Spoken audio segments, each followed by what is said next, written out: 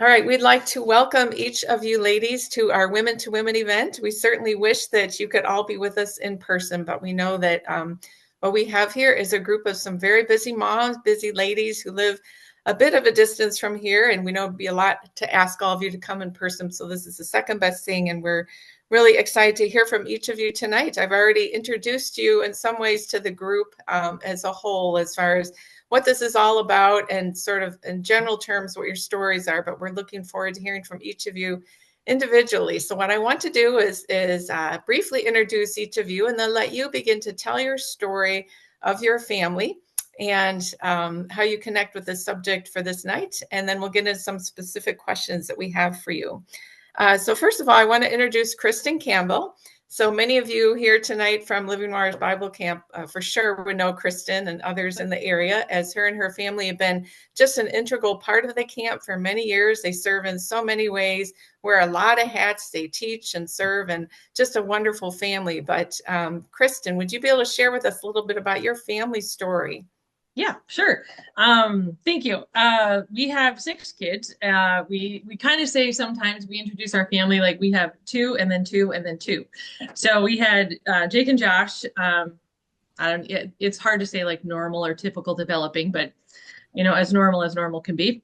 And then we have Jack and Jordy, our two specials, and then Jonah and Cora at the end. So they're all Cora's now the youngest of her siblings, so five brothers, and then her at the end is 13. So they range from 26 to 13. So Jackson, our first special, is autistic, very severely autistic. Pretty much nonverbal. It's kind of come and go over the years. So he's kind of is an interesting little dynamic. And then Jordan, our number two or number four boy, he has Williams syndrome, which is not very many people know Williams syndrome. Everybody knows like Down syndrome or some of these other, things, but Williams is a little bit different. It's also a genetic anomaly. It takes place on chromosome 7. So like Downs is a trisomy, like there's 3 chromosomes. And so you get that kind of special dispensation. But Jordy, I never remember this part, if it's an addition or a deletion on chromosome 7. And then this is just how fearfully and wonderfully made we are. But depending on how wide or how narrow those gaps are, would determine the severity of the impact of his Williams syndrome. But it manifested in very cognitive delay, developmental delay, that sort of thing. Williams has some unique markers too.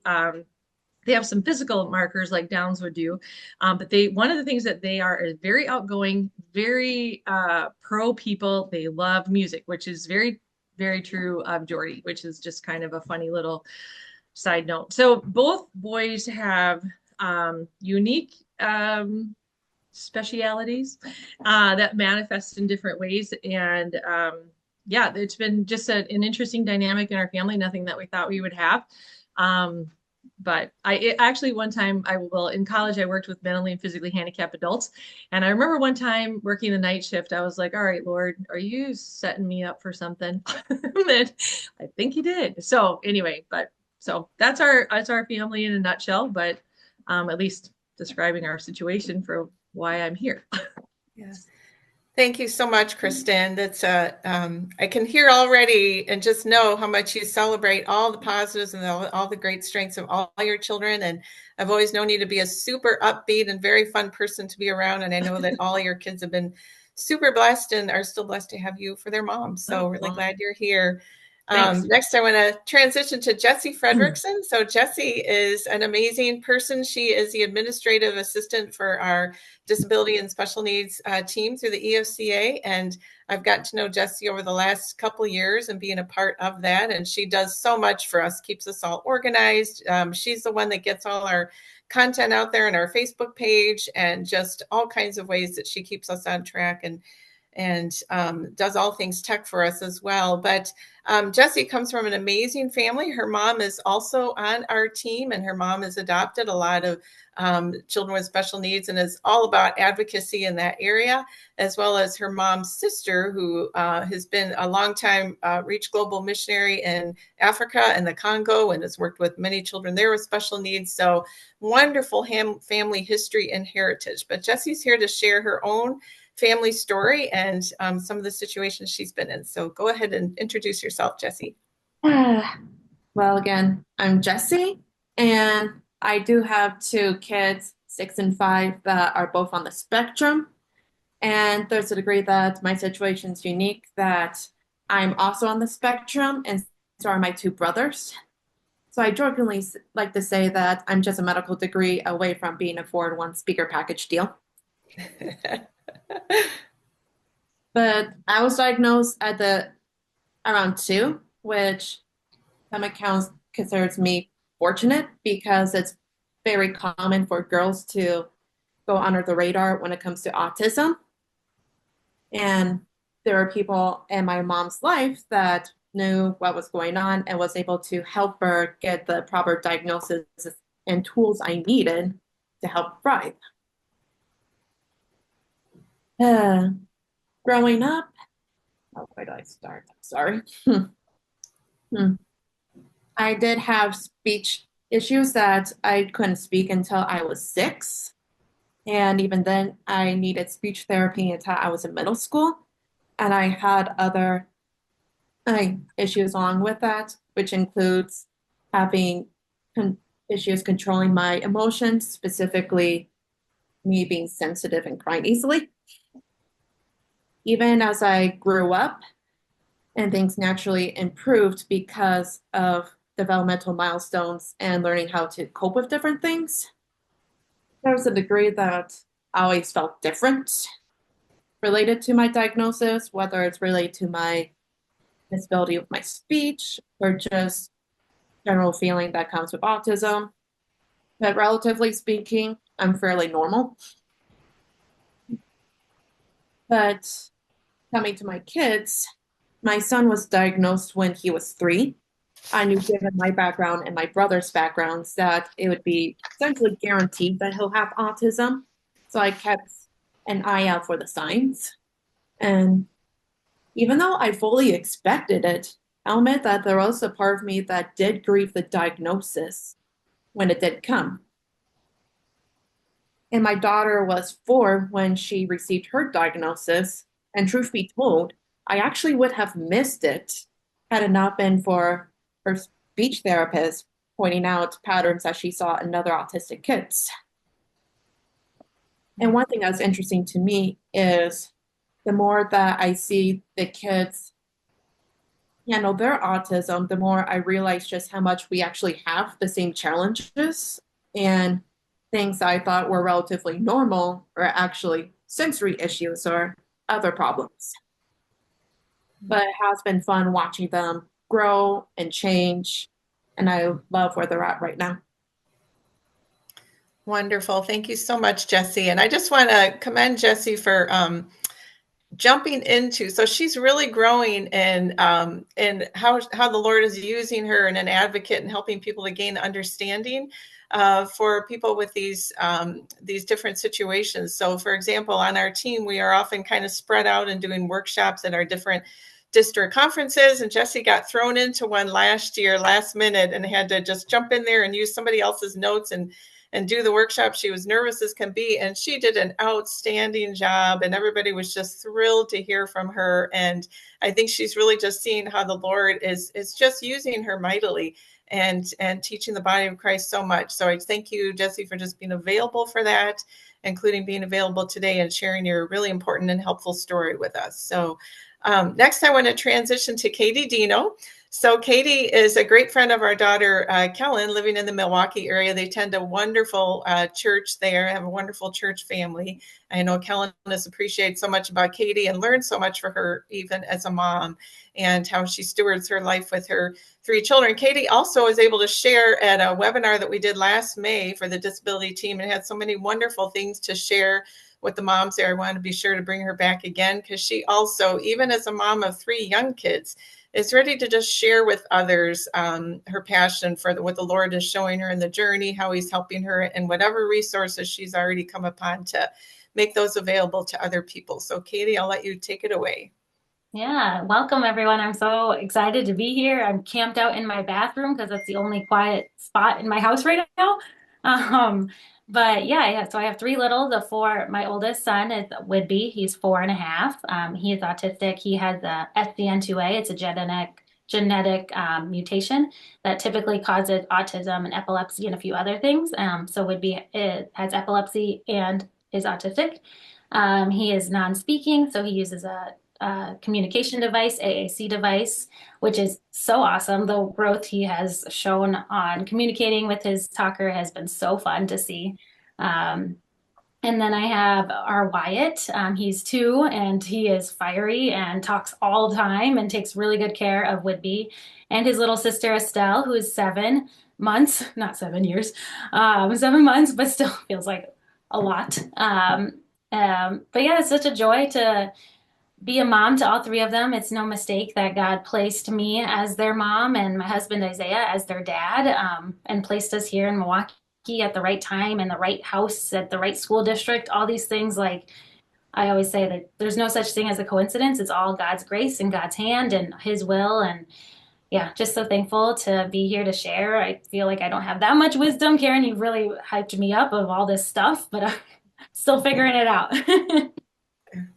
Awesome. Wonderful. Well, doesn't the Lord just ask us to be available, and then we'll see what he does, which you ladies are doing for us today. So sort of the order of our questioning today, we're going to try to hit on some of the challenges first. So asking you guys to really paint a picture for us, and particularly related to in your families, what has it meant to you to try to connect with your church communities? Help us to understand what your challenges have been, maybe some difficult assumptions you've had to encounter, sort of set up for us the difficulties, and then we'll move into the positives after that. But let us know things that the rest of us might not understand about what that's been like to plug into what a traditional church community looks like. And I'm going to start with Jesse for this one. So specifically, some challenges that you faced as a family and trying to connect in church settings. Yeah, we've actually had to leave our previous church because they refused to let our kids participate in the children's programming like Sunday school. They didn't have any challenging behaviors that require additional training or expertise that I would understand the hesitancy. And truth be told, I'm still clueless to this day about why that church was so adamantly against our kids participating in the programs, especially since the church that we now attend has a much smaller everything in comparison to the previous church, and my kids have been able to participate in all activities no problem. And I'll just be honest and say that going to this new church coming in, I was completely afraid of being rejected again for almost a solid year. And I'll talk more about it in one of the later questions, but it just took a few moments throughout that year to fully understand that this church actually does want us and love us. It isn't just lip service to it. Thank you. That's very helpful. And I think that's what I feel like I've had to learn so much of as well in recent years, of how we can just make assumptions about people's behavior, and we don't really take that time to pause and try to seek to understand first before we sort of think that we know what's going on. And unfortunately, that's just very common in our Christian communities of how we label behaviors and all that. So really looking forward to you ladies helping to shed some light on some of that for us. So let's go to Kristen. Can you tell us a little bit about maybe what you've wished over the years that your church community could understand even better about your situation that could have made your journey even a little bit easier? Sure. We've had overall, I'm sad to hear Jesse's story, but like we've had really good experiences with our churches. Quite frankly, we've only been in 2. So like we were in a church that Jason had grown up in his whole life until just really 2020 and COVID. And then we moved to a church closer to us, and both experiences have been good. I will say, for one, Jackson and Jordan kind of grew up in the other church, so everyone knew who they were. So everybody knew their story and knew what they were. So it was a little easier to acclimate. Coming to the new church, Jackson doesn't appear like when you first see him, meet him, you don't necessarily know right off the bat that there's anything not normal about him. And so then when he does have like one of his tics, like one of his, like he has a really hard time regulating volume, and he doesn't understand appropriate behavior within like church settings. Let's say if we're in a church service.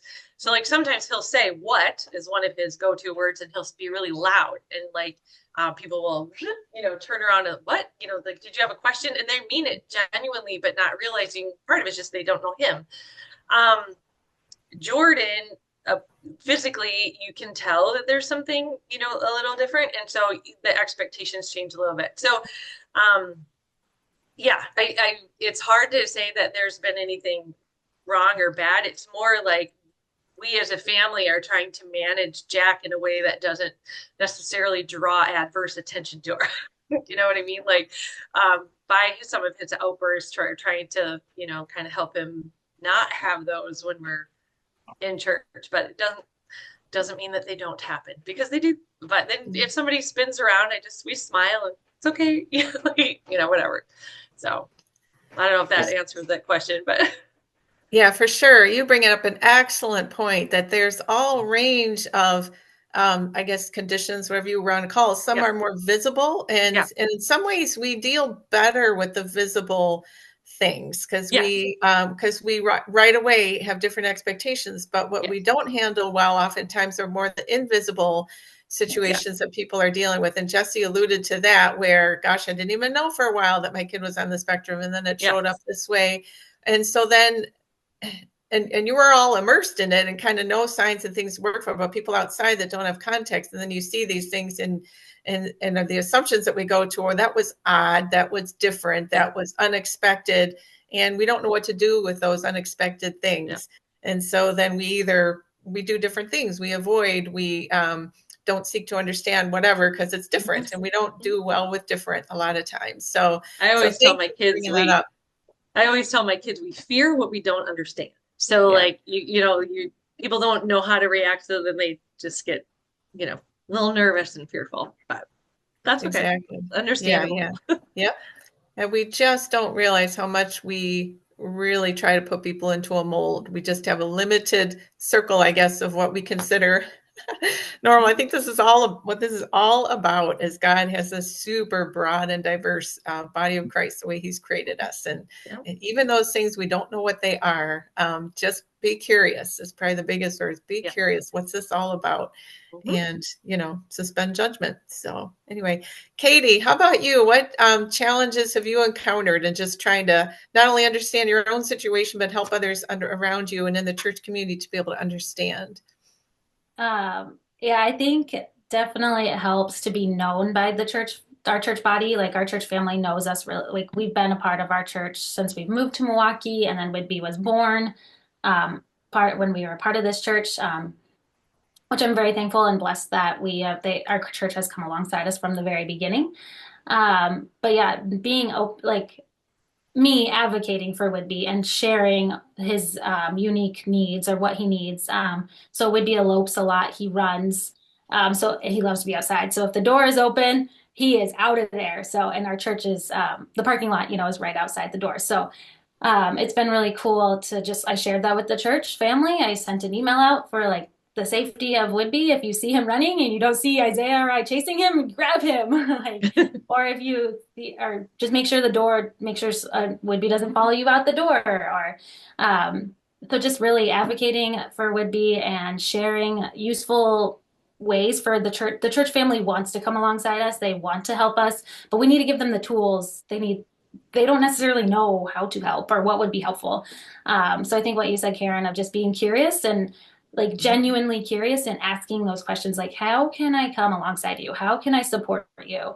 And like, then us mamas, special needs mamas, receiving that as they want to help us. They're not judging us. They are coming with us. That's kind of a slight tangent of your question, but that's kind of what I was thinking when we were talking here. Yeah, no, actually, I want to follow up with that for a minute, Katie, because one thing I've appreciated about you, and one reason I think that your church situation works so well is because you've been willing to step forth and be an advocate and say these are our needs and be very upfront with it. And so now that then, and you've actually, I know that you've even provided tools and resources to the Sunday school room, so they have materials that will work for your child and actually probably end up working for a lot of kids there. It's sort of that universal design for learning principle, which is amazing. So your part in that has been just as beneficial as the church's response to all that. But a lot of moms are not comfortable with approaching church leadership or even making it. There's that sort of that fear that if I step forth and say something, then people are going to know for sure that my child struggles with this or that. And so they struggle with how much do I say, or sort of, am I betraying my child if I make those needs known? And it's really hard to know for a lot of moms what to say. And so they kind of end up going along silently, dealing with those struggles, not knowing how to be an advocate, trying to fit into the traditional setting when it's not working for those kids. And so, Katie, I wonder if you have anything to share about that by way of encouragement on how to coaching, I guess, for moms in that regard. Yeah, I think what we said multiple times already this call, like we're all made in God's image and we're all uniquely made. And I think just I've it's definitely a process and like a grieving process of like, yeah, Whitby's not gonna attend Sunday school the same way all the other kids do, and he is going to need more support. He has a one-to-one buddy at Sunday school. But I could, yeah, I think it came to a point where I realized and I like accepted that like this is what's best for Whitby, and this is how God's designed him, and I get to the joy of supporting him and bringing others alongside, and it's so cool to like have our church family then be praying and caring for Whitby, getting to know him deeper, spending that one-on-one. They run the hallways together. They sing his like favorite songs to him. So it's just like so cute and so unique and so special that other people get to pour into Whitby's life that way. But I also would encourage moms that yeah, it is scary and it's hard and the grieving process. Like, don't rush it. Don't like you do need to lament that this isn't what you expected. This isn't what probably what you would have picked out for your life. There's all these other challenges, but to see it in a positive light of this is an opportunity. This is an opportunity to see like how God is at work. To see just I come back to Colossians 3:12. I wrote it in my notes here.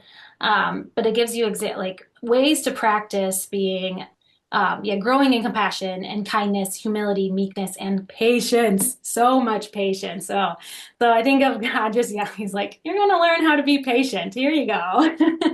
So, but just really embracing it, embracing what God has for you and knowing that he's filled your cup with what he's given you, and just to rejoice in that, be content in that. It's hard. It's not going to be easy, and we can be angry and sad and lament and grieve and process those things, but at the same time we can see it as a joy and a blessing, and he's using it. I think of, this is a different question, but like this is a whole new mission field that I never thought I would be working with all these different therapists. We do ABA therapy in home. So all these therapists come to our house every day, intimately are in our home.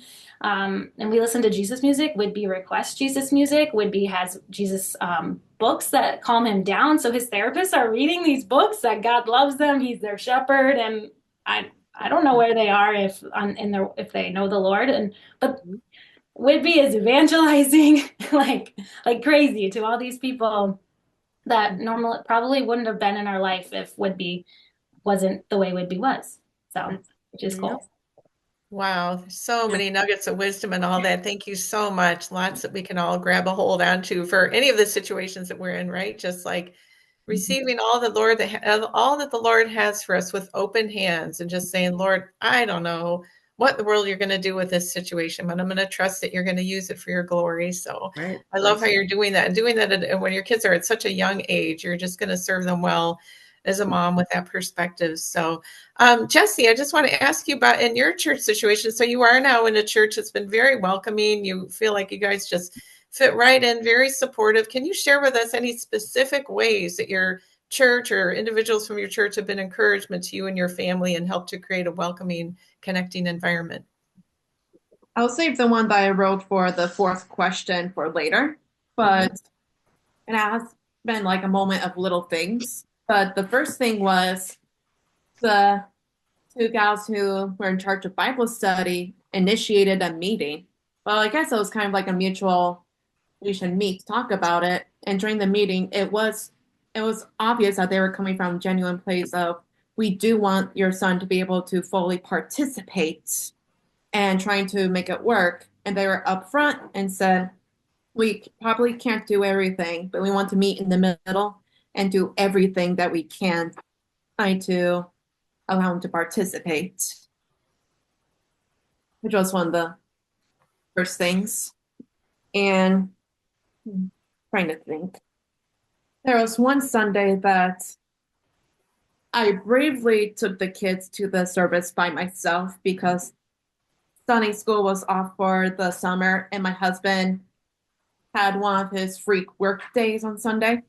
And the kids were just acting rambunctious and just having a harder time than normal in the service. And at the end of it, I see this woman coming up to me, and I was honestly terrified that she was going to criticize me because that's what I was used to, like getting glares from our old church. But she actually ended up telling me that she had autistic sons that were growing up, and she has watched me and has been wondering how she could help me. Which that honestly made me cry. Like, because of that relief of, okay, I'm not doing anything wrong. And one of the major things of actually accepting that we are welcome there. And just general comments from people saying, we're glad you're here, and actually knowing that they meant it. Wow. Jesse, once again, so many jewels of wisdom there, things we can all attach to. So like the one thing being, for those of us surrounding families that might have some of the same situations as you, to not have that burden that we have it all figured out, but just simply asking, we are here for you. We're here to learn with you, help us understand. We want to communicate. We love you. We are going to be co-laborers together. We're, just all those supportive comments. And it sounds like that really ministered to you and helps to break down that barrier of, I don't know what to do, so I'm standing back. No, I don't know what to do, so we're going to come together and figure this out together, no matter what it takes. And it feels like I'm just so grateful that church has been that for you. And I just hope and pray that those of us in our community here can do the same for people in that situation. So thanks again for sharing all those great tips. And then we're roughly on questions 4, sort of leading into 5, just so our participants know, because I'm a little bit all over the place here. But Chris, let's hear from you. And what has been specifically helpful? You said you've been a part of 2 church communities, and it's been positive experiences. But can you give us some just tangible examples of what people have done to really make church community as a whole helpful and supportive for your family? Yeah. So like in the second one that we're at right now, they had a wanted program. And when we were at our old church, Jack and Jordy were really too little to be too heavily involved.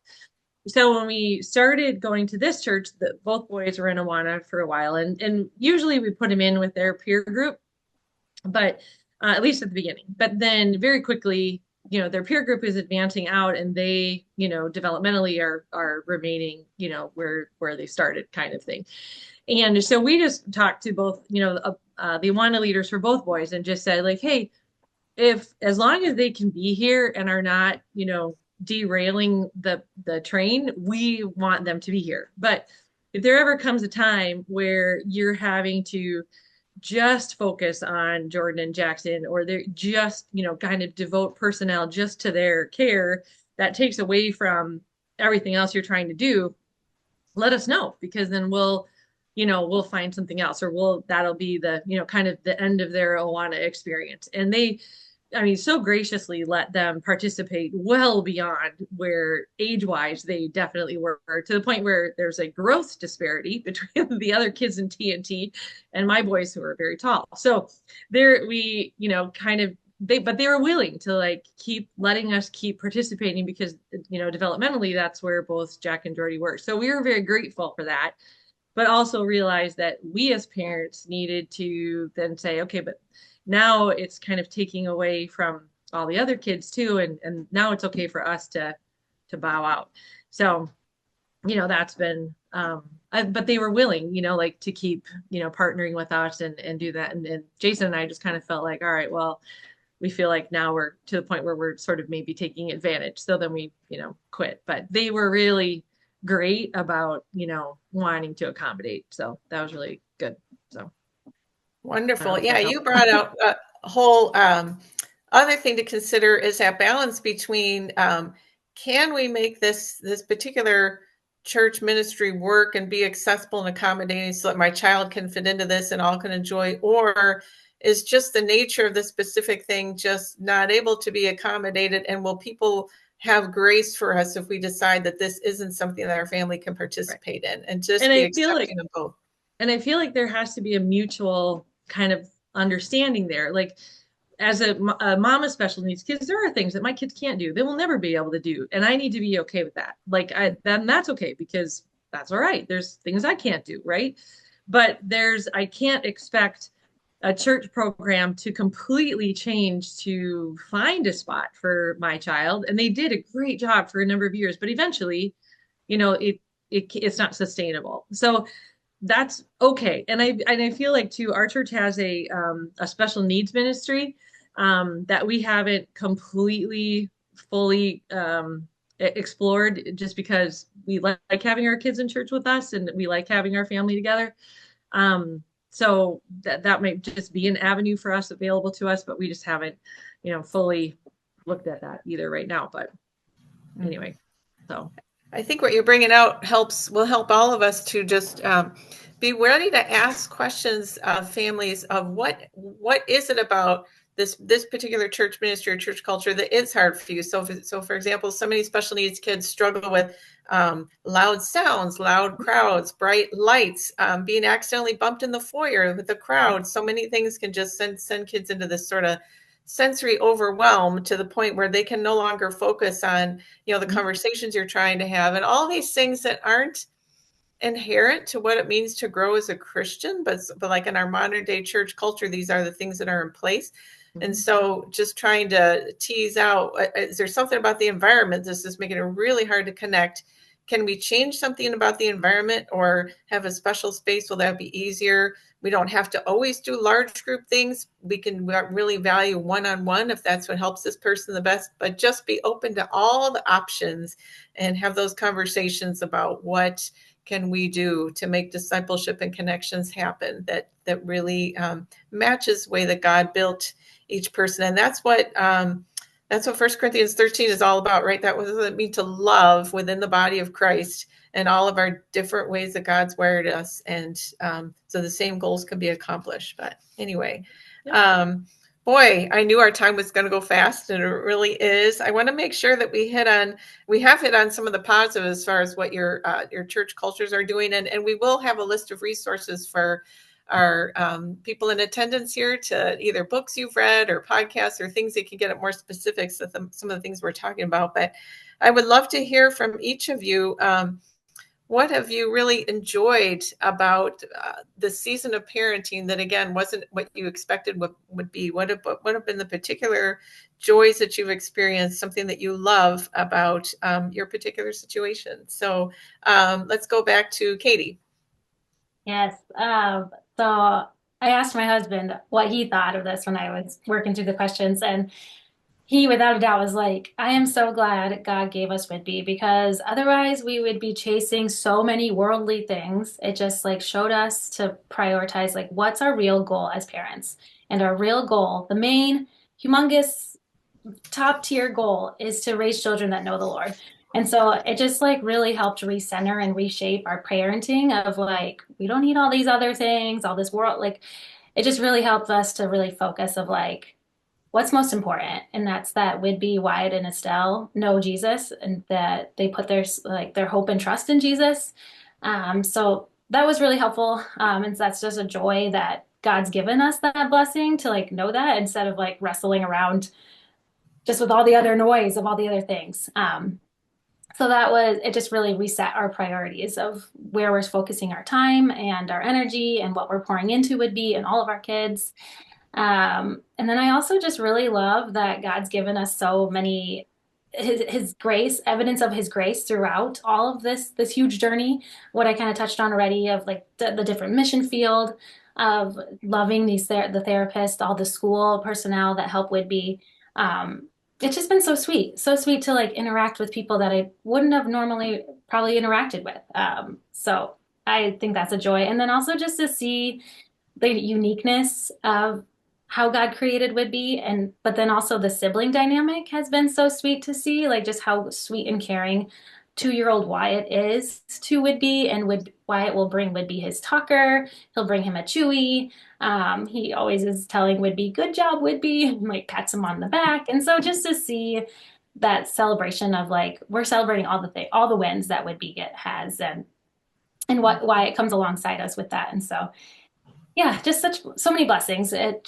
It's so good to, while yes, it's so challenging, there's a lot of hard things that we do every day in and day out, but to remember like this is for a reason. This is for a purpose, and God has given us this for a reason, for his glory. And so it's good. It's like a really good, like solid reminder, a visual reminder when I see my son. So I'm like, oh, thank you, God. Wow, that is really beautiful. I see that so much too with the kids I get to work with, how those surrounding that child are just so blessed. The things that they learn, there's, oh my gosh, I couldn't imagine a world in which we didn't have this level of uniqueness, and just that we all need each other so very much. Not a one of us is a complete picture. We absolutely need.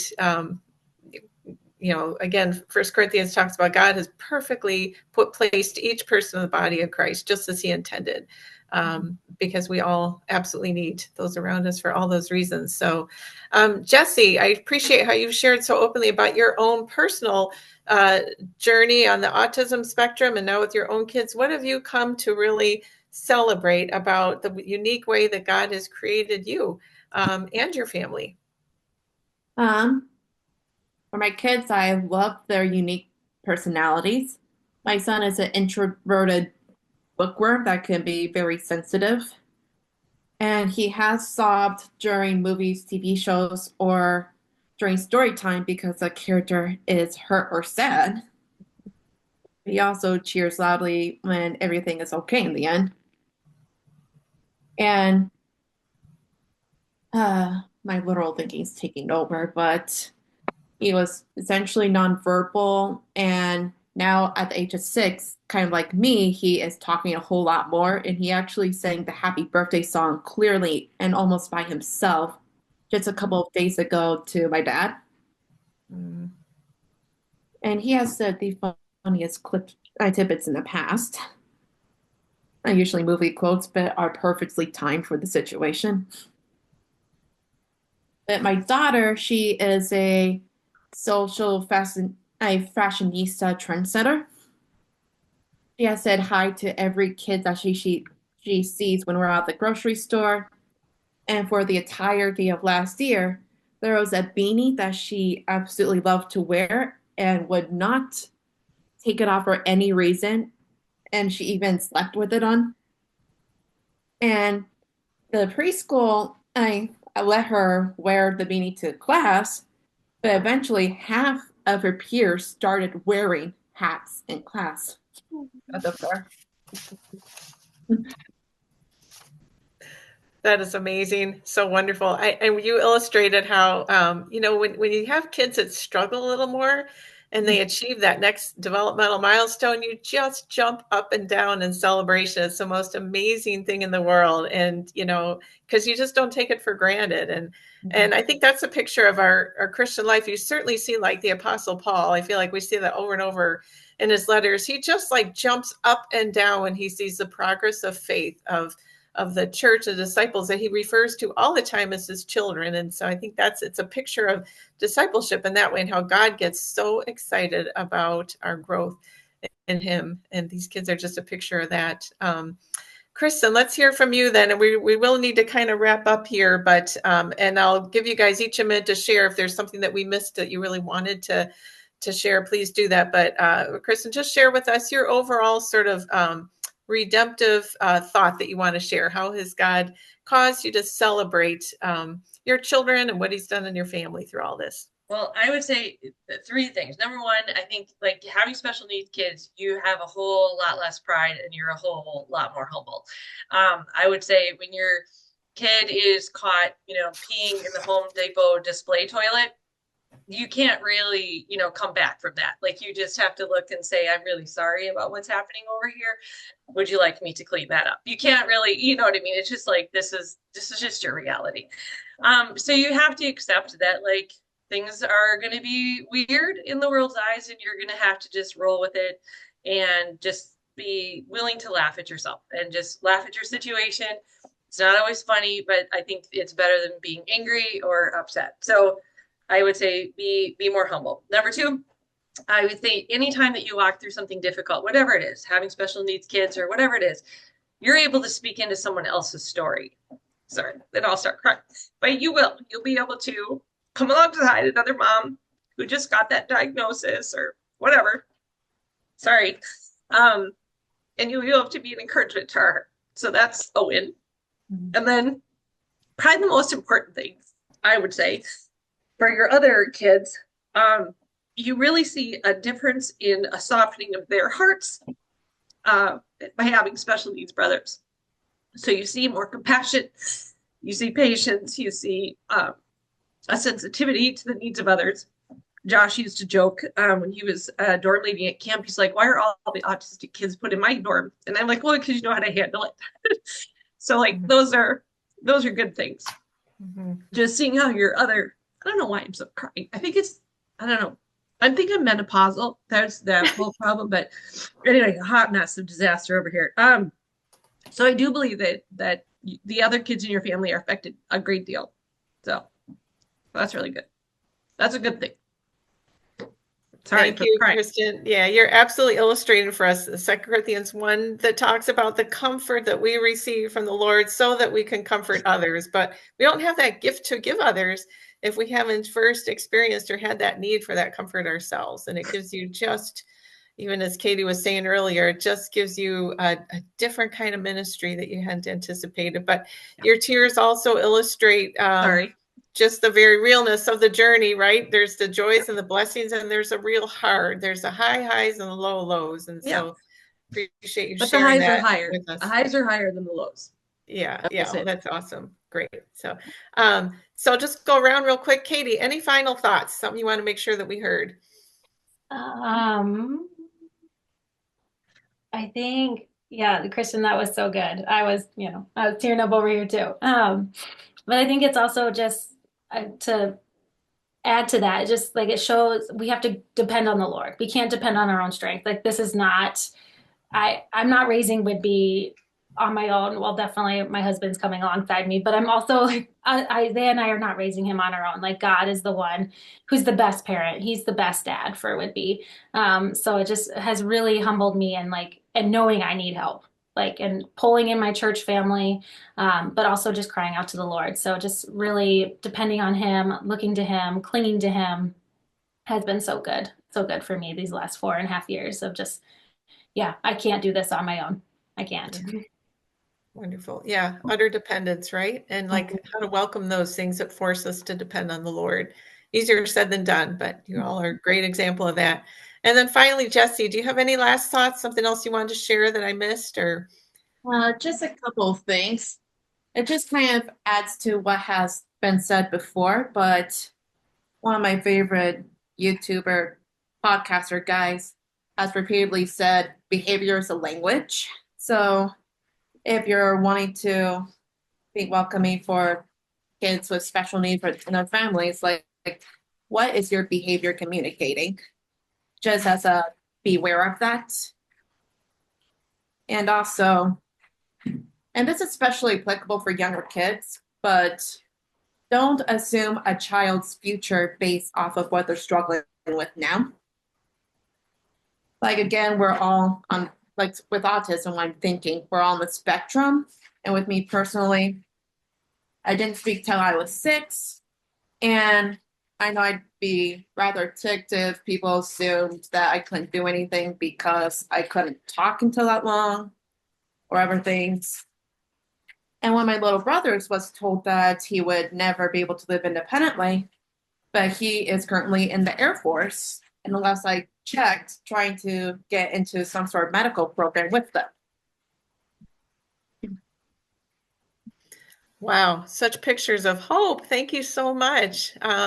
We could really go on and on for hours here, I'm sure, but we do need to, for sake of time, wrap up here. I'm going to just say a final prayer. But these ladies are all making their email addresses available to everybody, and we'll have shared resources, and feel free to follow up with questions. But we've just been so blessed by each of you. So thank you so much for sharing a bit of your stories with us.